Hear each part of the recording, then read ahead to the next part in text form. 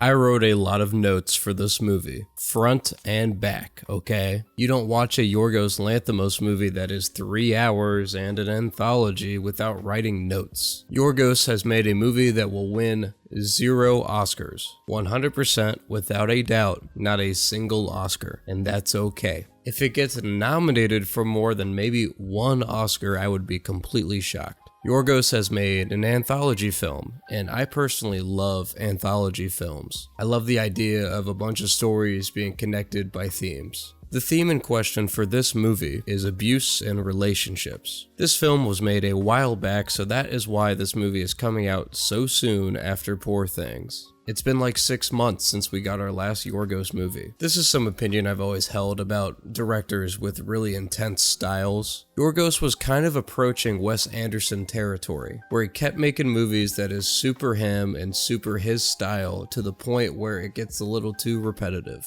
You gotta change up the game a little bit every single time. Poor Things felt like the pinnacle of Yorgos Lanthimos filmmaking. It felt like the most Yorgos movie that could ever exist. Somehow, I think this movie is more Yorgos than Poor Things. Thankfully, we got another classic from our beloved Greek freak. If this makes any sense, this movie to me is like if he remade Dogtooth but with his current filmography under his belt. There are a few things I want to cover before we get into what this movie is actually about. The advertising for this film has been very smart. They have not been showing us anything to this movie. It's honestly been brilliant. Let me start with how this film looks. I love the black and white cinematography. I love the slow motion accompanied with it. There are a lot of close-ups. I love the score of this film too. It's very minimal. Sometimes it's just like a piano stroke, and other times it's like a no opera, where it's just like a bunch of harmonizing evil and haunting voices going, no, no. I love the framing of this film. A lot of the times the characters are cut off by like the neck or something. It zooms in on like hands sometimes. It kind of feels like a Lars von Trier movie at times. And I also love the range the actors are showcasing in this film. Now, talking about the range of the performances seems like low-hanging fruit in an anthology film where all the characters return. The cast is the same for all 3 of the stories. The actor I want to start with is Jesse Plemons. I can't think of an actor that had more screen time in this movie than Jesse Plemons. He's essentially the main star of 2 of the 3 short stories. Plemons plays a thirsty-for-love man,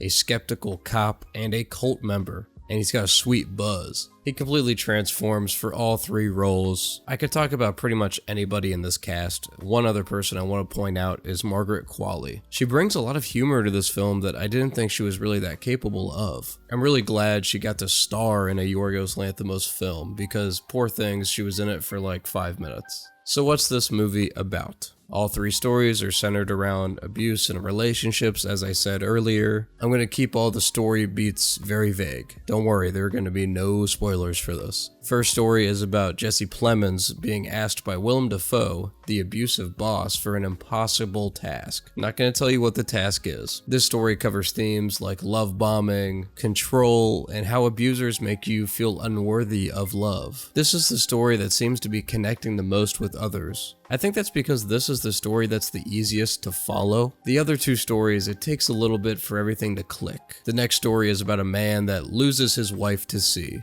and then the wife returns. Then the man starts acting up.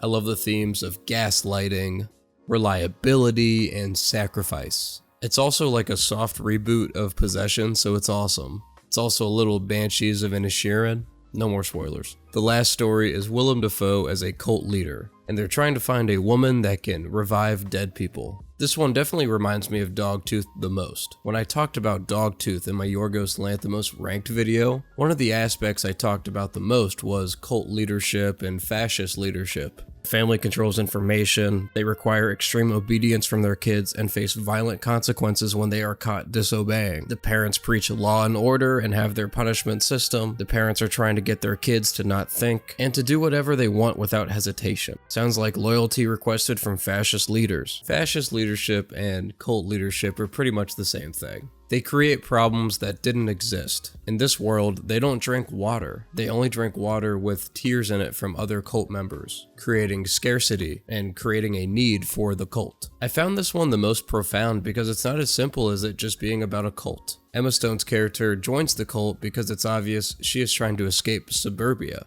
She is trying to escape her husband, and you'll see why she wants to escape her husband. It's also about the fear of being owned, which goes hand in hand with suburbia. Look, don't even ask me who this RMF guy is. He appears in all 3 of the stories. He's almost like this godlike figure. I can't explain a single thing about him. They've asked the cast members to, they have no idea. It's supposed to make you think. Okay, what'd you expect from a Yorgos Lanthimos movie? Everything would be written out for you? I don't know, use your head and come back to me. I don't know. There is so much to dissect with this movie. It is going to be YouTuber gold for a long time. Those ending explain guys are going to go crazy with this movie.